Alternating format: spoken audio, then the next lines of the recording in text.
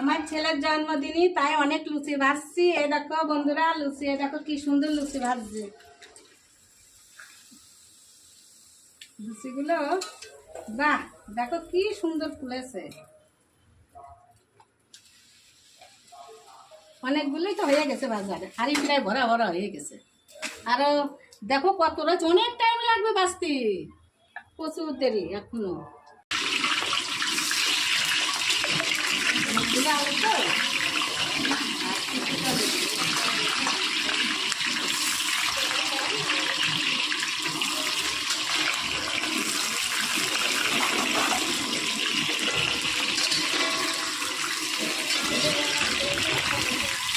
এটা মাংসের আলু।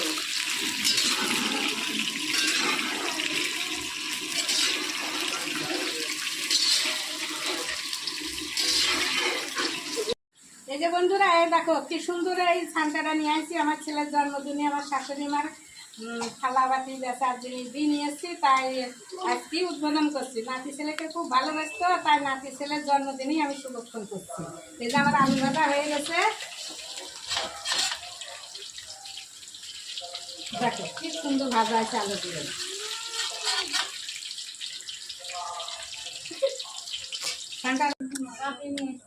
তেজপাতা, এই যে শুকনো লঙ্কা আর গোটা গরম মশলা।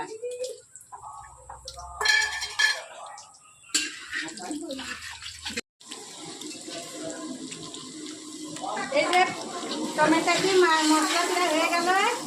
এই যে সমস্ত আদা রসুন লঙ্কা জিরি সব একসঙ্গে আমি মিক্সচার করে দিয়ে দিচ্ছি। দেওয়ার পর বন্ধুরা, কেউ আমার রান্নার লোক নাই, সব আছে খাওয়ার সময়।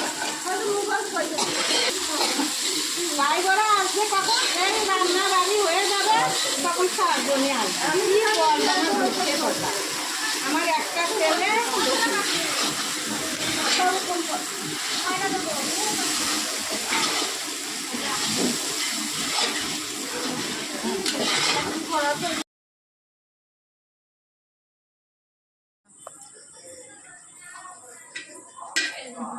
এই যে বন্ধুরা, আজ আমার ছেলের জন্মদিনই, এই যে রাইস করবো তো, তাই এই যে রাইসই ভাত হয়ে গেছে। এই যে কাজু কিশমিশ এই যে তেলের উপর দিয়ে দিচ্ছি।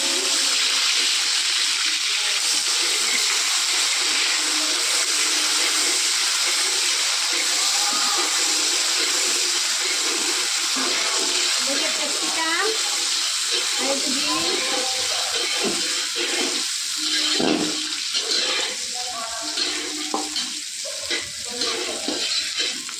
এই যে গাজর, এটাকে ভেজে লাল করে নিই।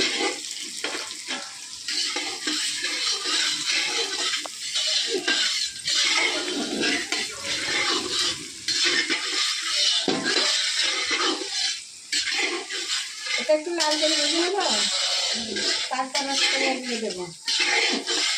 বন্ধুরা, এই যে আমার একটাই ছেলে, তাই আমার ছেলের জন্মদিন, তাই আমার ছেলের জন্মদিনই আমার শাশুড়ি মা নেই, তার জন্য আমার একটু দুঃখ লাগছে। তা আমার ছেলের জন্য একটু আশীর্বাদ করবা, আমার শাশুড়ি মা নেই তার উপলক্ষে একটু আশীর্বাদ করবা, সেজন্য সুখে শান্তিতে থাকে, এটুকুই বললাম। তা এখন আমার ছেলে কেক কাটতে